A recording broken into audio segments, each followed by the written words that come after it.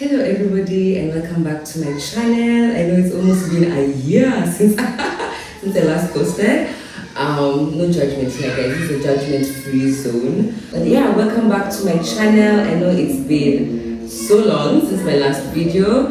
A lot has happened in my life, so I just didn't linger you for just like those are so many changes over the past 10 months in my life. One of the big major changes is that I finally moved out of Nairobi, guys. I feel like that was a goal of mine for so many years. Like honestly, I think immediately I got back to Nairobi in 2020, I knew that I needed to leave soon, and it took me like 4 whole years to actually make that big move and just like finally leave that city. This video is actually going to be about the toxicity of Nairobi and just some, like really traumatic things that have been going on in the capital city of Kenya. But yeah, I moved and I'm now based in Lamu. I live on an island. I'm living that whole island girl aesthetic and I just love it. I love it. This has always been a dream.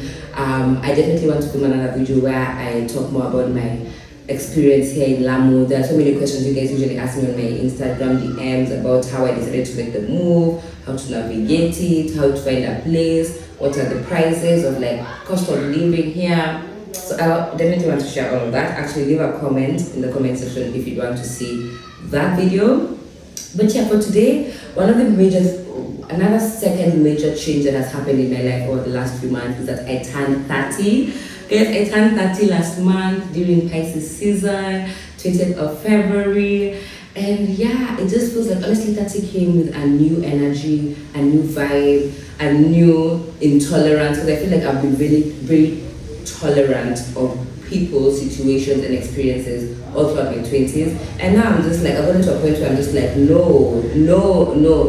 I'm so sick and tired of being so, what is the word?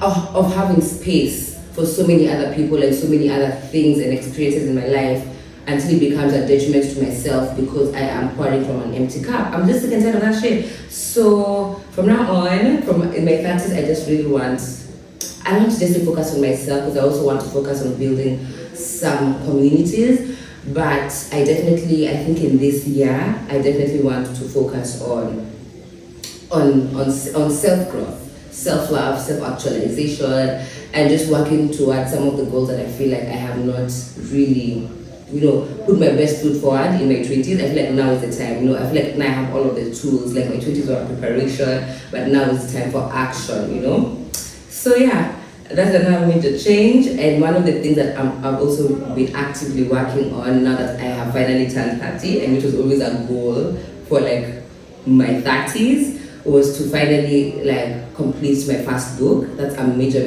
goal. And yeah, like I know I have been on and off with my writing, but I know my writing is really good. And I think some of the challenges I've faced is just like, trying to find like a sustainable income from writing, which is quite difficult. But now I think I've gotten to a point where I'm just like, okay, let me find other ways to make that consistent flow of income, but I still want to be writing, just because I love it. So I don't want to necessarily rely on the writing for my financial sustainability, but I want to start putting like enough work on it that eventually it can definitely, bring me the abundance that I'm seeking from it. Because it is definitely my favorite creative passion. Writing is definitely my first creative love. So I definitely want to be able to, to express myself more through my writing, which I feel like I do so well. So for today's video, we are going to be reading an article that I recently wrote. It's the first article I've written this year, actually. Is it? I think so. Yeah, I think it is. And I wrote it in February, like a day after my birthday, because at that point, oh my god, last month, so during February, I went back home. I was in Nairobi. I went to visit family. I spent a lot of time with some close friends, but I was also going through a lot of like changes, like there were many changes that I had to make, and I felt like February just allowed me that space to be alone to actualize those changes that I needed to make. So I wrote this article. It's a bit wild, guys. The article is a bit wild. It's definitely very wild. But you guys should definitely stay tuned. This is a good one. This was actually a really good one. It speaks a lot on what's exactly going on in Nairobi. Abductions, murders, torture, insecurity, police doing nothing, femicide, all of that. You know, I just want to be able to use my voice to share more stories about what is actually going on, because it's actually, I feel like I've always been complaining about Nairobi, but in the past couple of years it's gotten so wild, and that was actually part of the reason I moved to Lamu, because I just did not feel safe anymore at all in Nairobi. So I wrote this article. Right now I've started a Substack. So Substack is where my readers can go and find my writing, and I like Substack because it's a bit personal. So each time I upload a post, you get like an email. I love it. Like, I feel like I'll be able to grow a really nice community of like my readers and people who are into my writing on Substack. So definitely follow me on Substack. Teshi Akinyi on Substack, and my publication where I've been posting a lot of this creative nonfiction about my life is called Unforgettable Escapades. So yeah, Unforgettable Escapades, and then by Teshi Akinyi. So yeah, let me just get right into the story. How the youth in Nairobi are rapidly dying from its party scene. I turned 30 yesterday, and I've spent this month reflecting a lot on my life over the last decade. Most of you may know that I moved to Lamu in August of 2024 after very tumultuous experiences surrounding my social and dating life in Nairobi. From a very young age, even before I moved to Cape Town, South Africa, I always knew Nairobi was not the city for me. The energy always felt stale, toxic, and draining. However, I was born and raised here. My closest family and friends live here, and we have a beautiful home with my mom and sisters. These are some of the reasons that tie me to the city, and will always bring me back home no matter how far away I decide to run from it. I've spent February in Nairobi, and I think it was very much needed. In hindsight, I would have preferred to be on the beach in Lamu, but I believe I needed time to myself and time with those who love me the most to get the courage to make some hard decisions in my life. My 20s were a whirlwind of drama, excitement, lots of fun, and living on the edge of life. I want my 30s to be all about my peace of mind, happiness, and personal growth. To achieve that, I've had to make many necessary changes. I attracted so many toxic relationships in my 20s, and honestly, I have enough content for my first book. I even got the perfect ending for it recently, and I want to dedicate this next phase of my life to writing and publishing my first book. One of the stories that brought a lot of trauma, fear, and hard lessons is the story of Bas the God.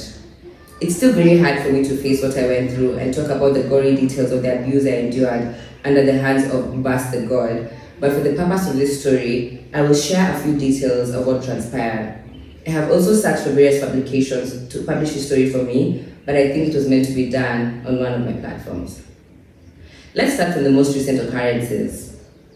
Last Friday night on Valentine's Day, a young male student from Strathmore University called Matthew was strangled and killed in a popular club on Ngong Road, Nairobi, called Mass House.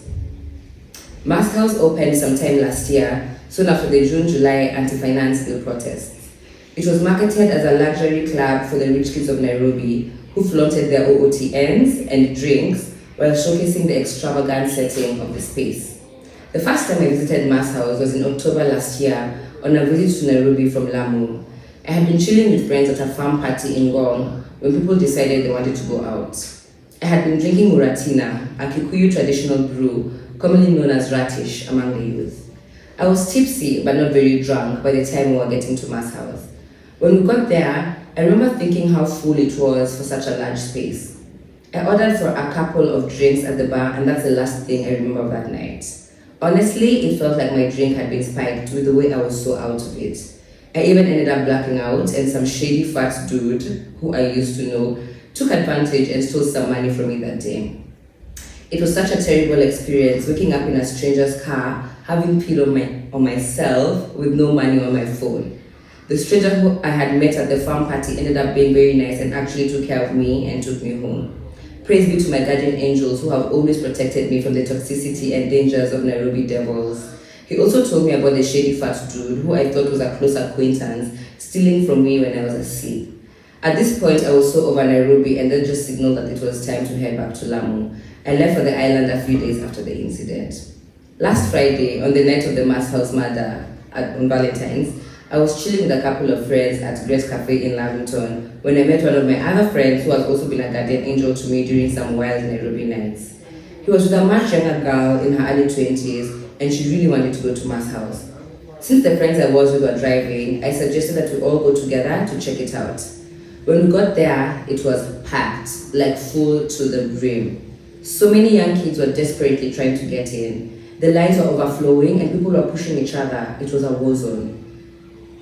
The two older male friends I initially was with decided to stay in the car while I took my younger male friend and his babe to the entrance to try and see if we could get in. I had also left all my belongings in the car because I immediately knew this was a target zone for thieves. I hate crowds, and so the fact that the entrance was that disorganized was already a turn off for me. As I tried to convince my younger pals that we should leave and go elsewhere, I saw a group of thugs. Because I've been around so many party scenes of this nature, it has become much easier for me to spot out the weirdos. I pointed them out to the young babe, telling her to watch her phone because the thugs were at work. One of the thugs had me and gave me this look like he was coming for me, so I ran away towards the bouncers. And once he walked off, I convinced my younger pals that we should leave. We ended up dropping the youngins home before we went on our way. On the 19th of Feb, a day before my birthday, I logged onto X to see that a young man called Matthew had been strangled and killed that night. Apparently, several others also died that night. I wasn't surprised considering how chaotic it had looked, but kept thanking my guardian angels, knowing that that could have been any one of us. Thank God we listened to our intuition and decided to leave even before entering the main venue. I also learned that one of our president's sons are very much connected to the ownership of the spot. Seeing other people sharing their experiences on X made me realize that Masters was actually a spot for heavy drug trafficking to the rich kids of Nairobi. This brought up a lot of uncomfortable feelings and trauma as I reminisced on my near-death experience in 2023 in Diani at a festival that is also funded by one of Ruto's sons.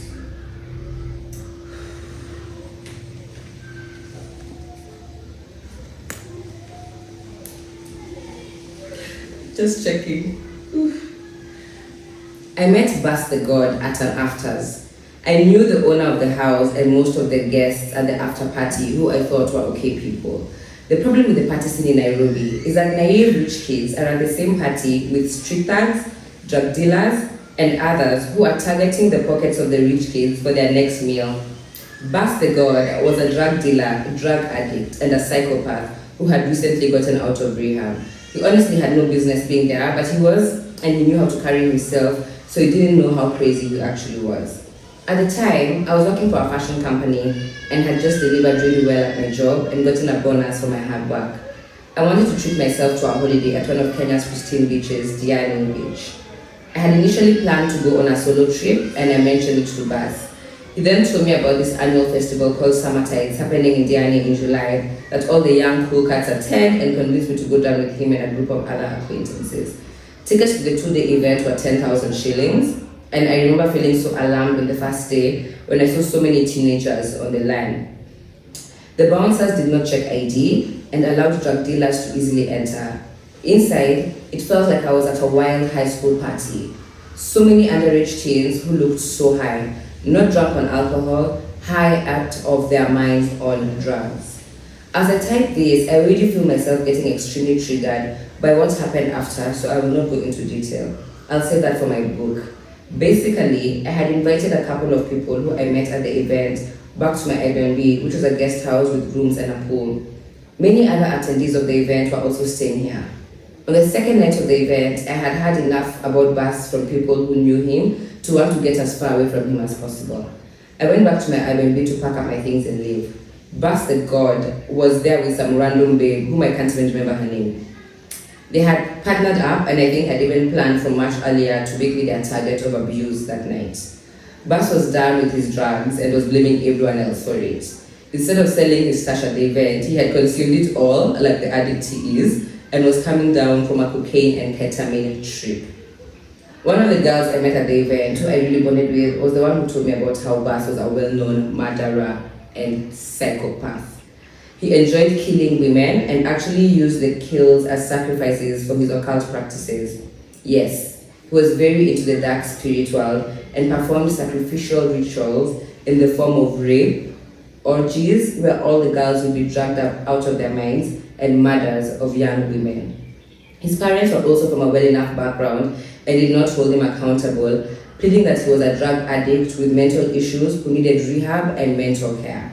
This saved him from prison, as he was always taken to rehab after every murder, from where he would escape. I was so shaken when I found out this, and she actually escorted me back to my room to pick up my things as we were going to get a place together for the remainder of our stay in Diani. But the God did not allow that to happen. He chased her away, locked me in the room, and started hitting me and abusing me. He kicked, slapped, punched, and degraded me.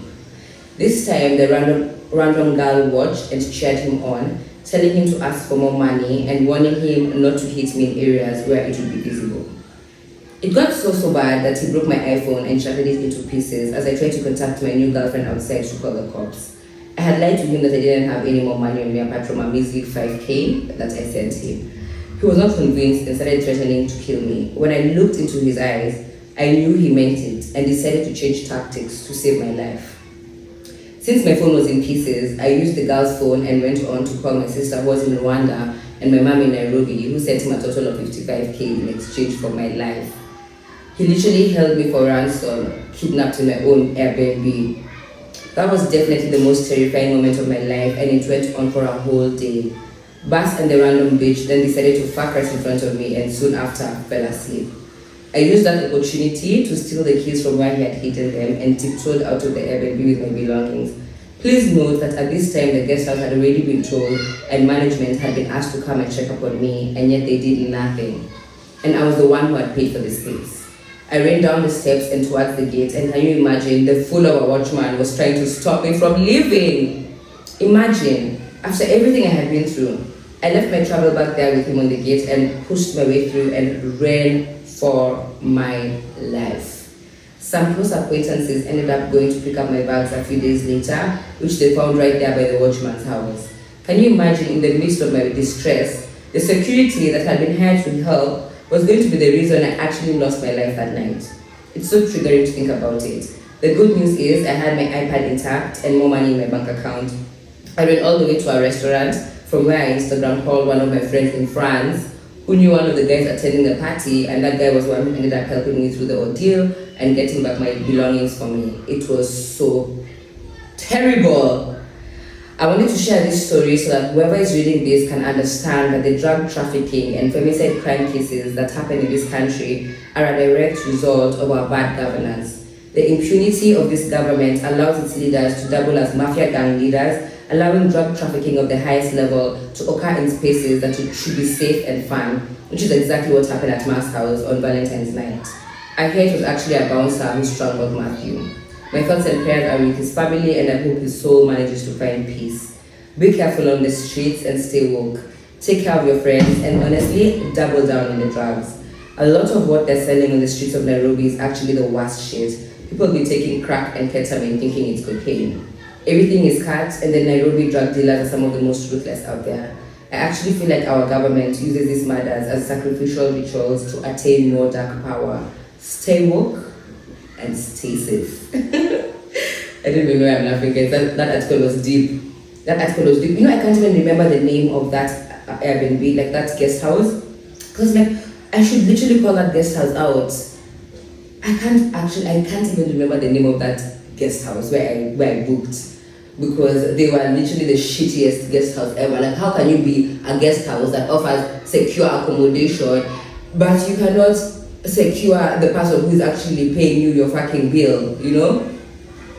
Anyway, that was the story. We can definitely have a conversation about it in the comment section, but that is what happened. I basically just shared this story because when I went back to Nairobi, I just realized how much more insecure Nairobi has become. I literally only went out at night, I think a total of 4 times in the whole month that I was there, and 2 of those events were actually fashion events. So the other 2 were like, going out, like, to like bars, clubs, whatever. But honestly, I just felt super unsafe. Like, I don't think we stayed. I was out in a bar or club for later than 11 p.m. on any of these times that I went out, and I still felt very, very, very unsafe. So yeah, guys, just be careful. Nairobi is very toxic. It's very unsafe with the current Ruto government. I feel like things are just getting worse and worse. The police are on steroids with the abducting and the torturing. This, oh God, I really want to speak more about it, and just share more stories. So if you guys also have other stories that you feel like I should shine a light on, or I should write about, or other experiences that you've been through and you want me to share that story on my Unforgettable Escapades publication, please do let me know. I feel like this is a way that I can actually contribute to fighting back, the impunity of our government through my work, through my words, through my writing. So yeah, I definitely want to lend my voice to the movement in that way. But yeah, thank you guys so much for watching this video. Let me know what you think in the comment section. I know this story is very, very wild. I'm very proud of myself for actually finally being able to share this story, because this situation with Bass the God happened like 2 years ago. Yeah, 2 years ago, but I've still not been able to talk about it until now. So there's some healing that has actually occurred. So yeah, thank you so much for watching, guys, and I guess I'll see you in the next video.